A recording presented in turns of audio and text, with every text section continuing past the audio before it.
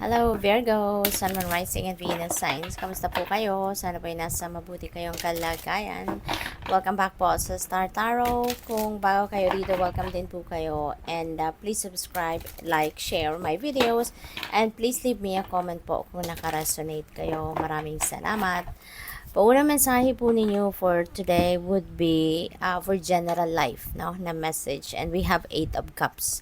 Ayan, so pwedeng may travel ang gagawin, no, ng iba sa inyo dito. Maybe you are embarking on a travel and pwede na yung travel na yan, pwedeng international travel, pwedeng domestic, for whatever reason.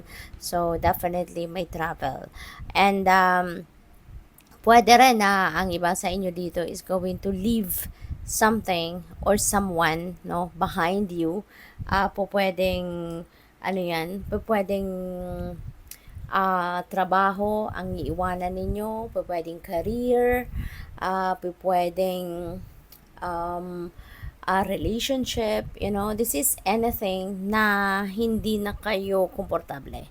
This is something na hindi na ito yung parang makaramdam ninyo hindi na ito makakatulong sa'yo, hindi na to paborable, no, para sa'yo na mag-stay ka pa sa sitwasyon na to.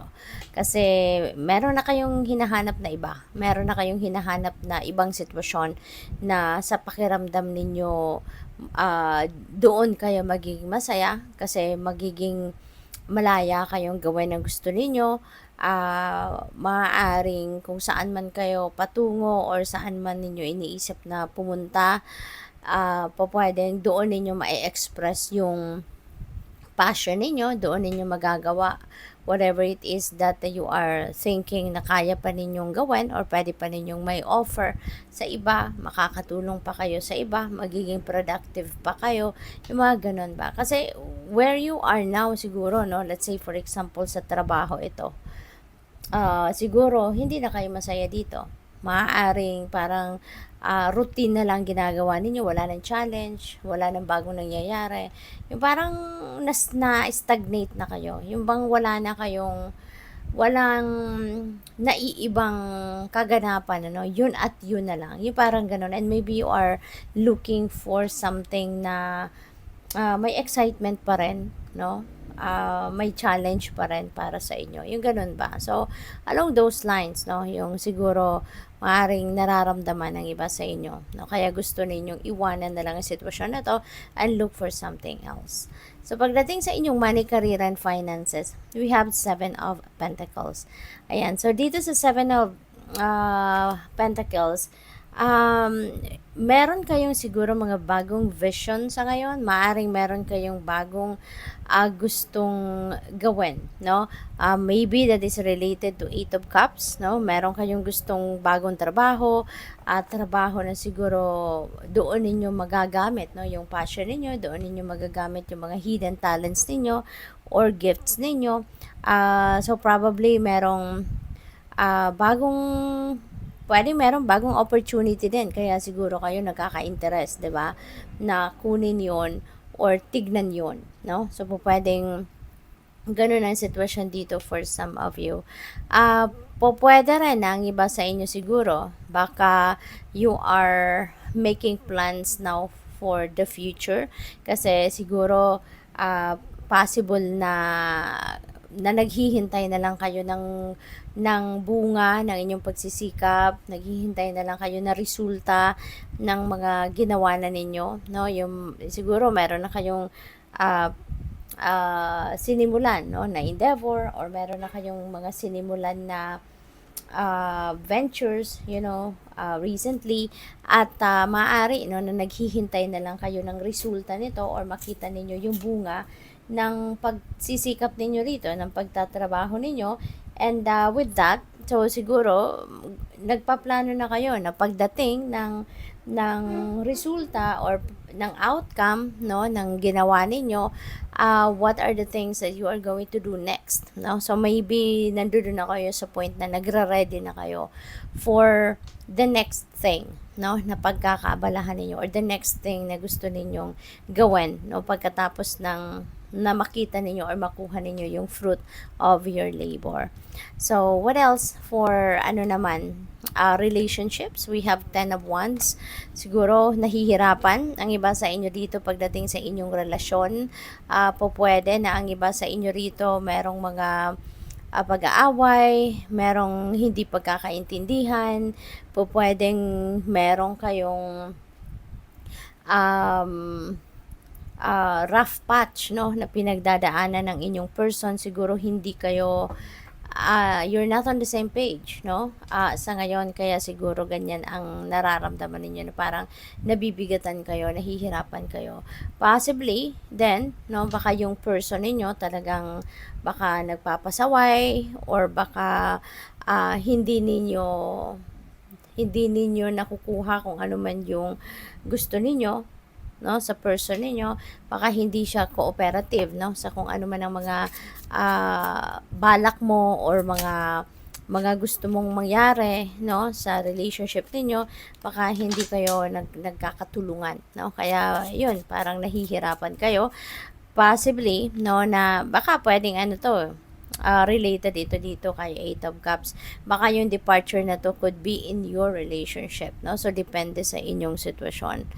Possible na meron dito sa inyong siguro hindi na ninyo kakayanin, sa tingin ninyo siguro baka hindi nyo nakakayanin ang samahan ninyo sa inyong relationship. Baka hindi na, parang siguro ang iba sa inyo baka iniisip ninyo or nararamdaman ninyong hopeless na yung relasyon, kaya pwede, no, na yung departure na to is related to your relationship, no. So tignan natin kung ano yung maka-clarify natin dito. Pagdating sa sa general life, we have 3 of Cups. Ayan. So siguro magiging masayang-masaya kayo, no?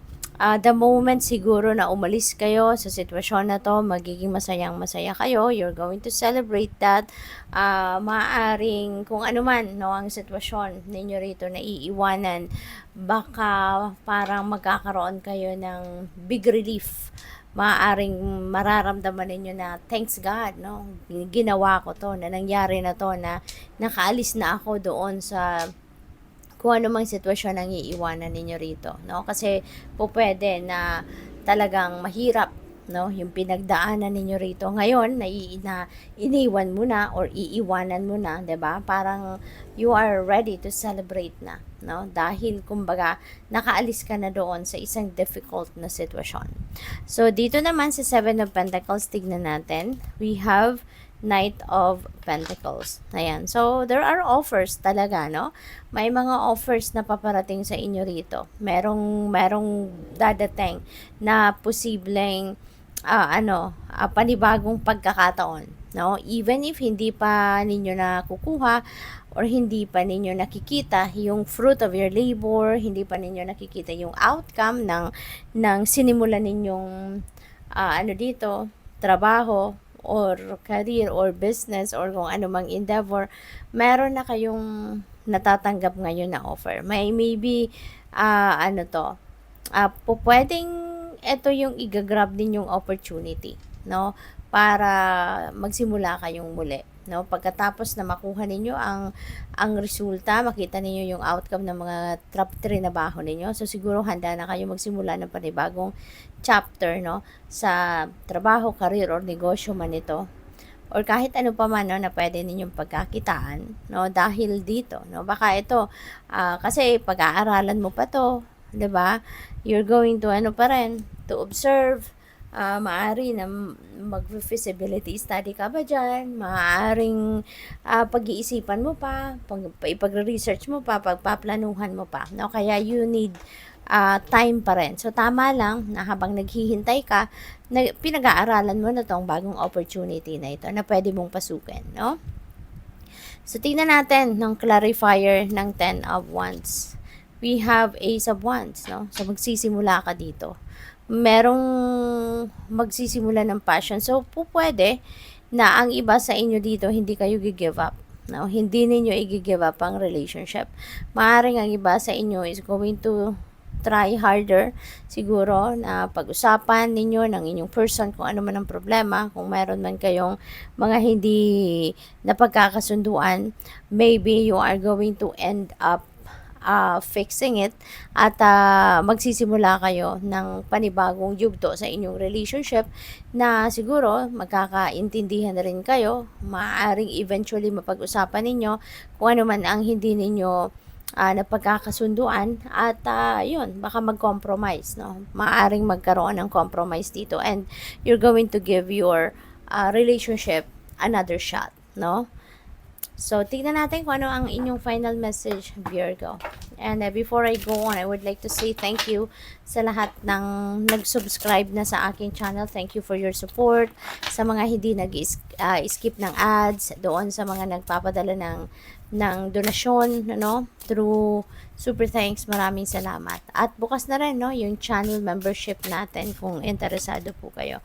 So, final message ninyo is always have faith that the angels will guide you toward making the right choices. Okay? Alalahanin ninyo na yung guardian angel ninyo laging nandiyan dyan. Laging nasa tabi ninyo, no?